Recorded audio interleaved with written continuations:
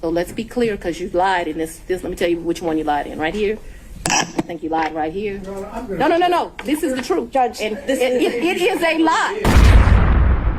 I'm pretty sure everybody who clicked on this already knows who this is about. Let me tell you this, it's not meant to be political. I don't care who you vote for or which side of the political aisle you are on. This is only about body language. Here's a quick bonus round, really quick. How many times did she throw things in the courtroom? In front of me, and they're the three Back and with me. Full opportunity to respond. See if you can find these in the videos that we're gonna watch. Let's get going. And then suddenly he's changing. She files her financial declarations, same problems. All right, in this first video, I want you to notice the hand on the hip. This is an attempt at putting what's called arms akimbo, and that means that you take up as much space as possible. It's like the superhero pose. She's gonna put one hand on one hip, she reaches up with the other one, but she can't put it on her hip because it has paperwork in it. Then she throws the paperwork at the table. At the same time, pay attention to her mouth. She has her tongue inside her cheek, and this is generally something that expresses contempt or irritation. In addition to that, you can tell by her posture, but she has something to say and she thinks it's very important. And then suddenly he's changing. She files her financial declarations, same problems. In this next clip, look at how quickly she tries to approach the bench without being called. Now, you and I, if we were to do this, we would be in contempt of court. But she has a relatively high position, generally speaking, so I don't believe that she thinks that the decorum rules really apply to her. Check it out. Ms. Willis to be called and interrogated on these matters. And I would too, Your Honor. Just a moment, Ms. Willis. This next clip is super interesting. Notice how she is standing facing the judge. Again, she hasn't been called yet to the witness stand. Watch how when the judge is asking her attorney questions, she's answering for her attorney. Watch her do that. So, Ms. Cross, I don't know if you want to speak with Ms. Willis now. It's sounding like maybe they're withdrawing the objection to the motion. I believe the motion to... Or does Ms. Willis want to take the lead here?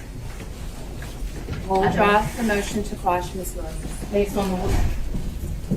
I'll make that. Then see if you catch where she gets prepared for battle. This is where she will grab her belt and cinch it up tight and then march toward the witness stand. See if you catch that part. Okay, so the position of the district attorney at this point is that she's no longer contesting the subpoena. Ms. Merchant has called her as the next witness.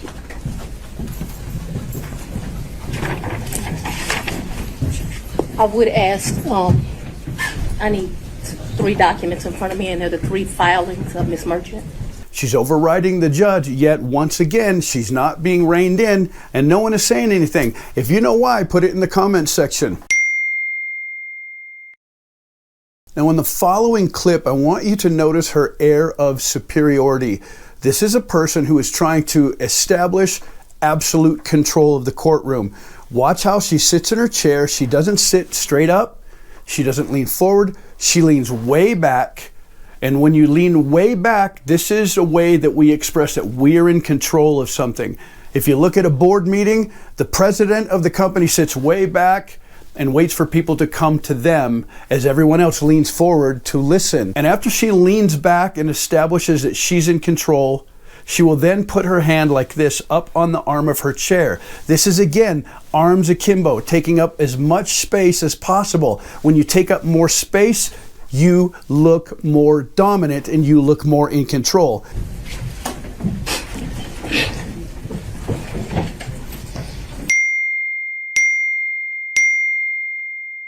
Next part, you will see her do things, again, that you and I could never get away with. She starts demanding what is to be put in front of her before the judge says anything. If you've ever been called to a witness stand, you sit, you're quiet, yes sir, no sir, yes ma'am, no ma'am.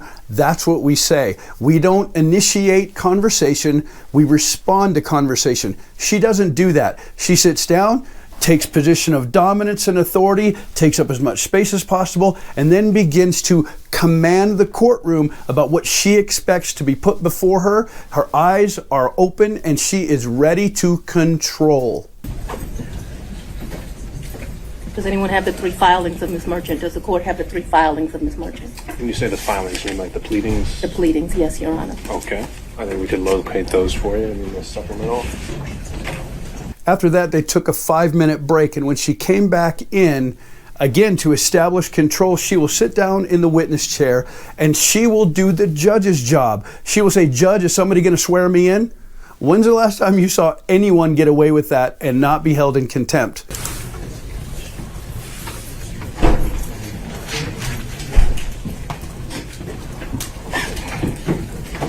Do you swear me, Your Honor? You want Do to you, take that? whomever would like to. We've got Deputy Scott usually. But let's go, wait a minute, let everyone get situated and then we'll go back on the record. This is a clip that most news stations are playing. This is the one that's getting lots of hits on the internet because she directly and completely calls the prosecuting attorney a liar. You lied here, you lied there. She'll pick up the paperwork and then throw it down on the desk as she says, "This is a lie. This is a lie." Mr. Wade visited you at the place you laid your head. When? Has he ever visited you at the place you laid your head? So let's be clear, because you lied in this. Let me tell you which one you lied in. Right here.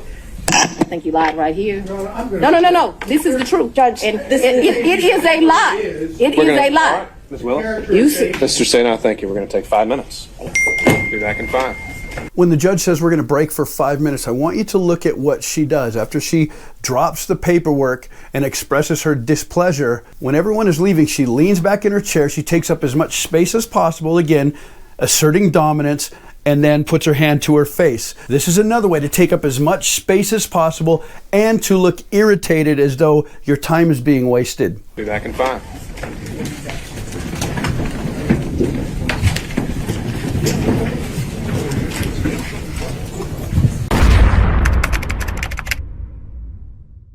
This next clip is yet another time when she throws down the paperwork and is running the room. She is speaking directly with disdain to the other attorney. Ms. Merchant, I want you to ask a very precise question. I think she's saying and answering that he did not live with her. So why don't we break that up into smaller Ever. parts?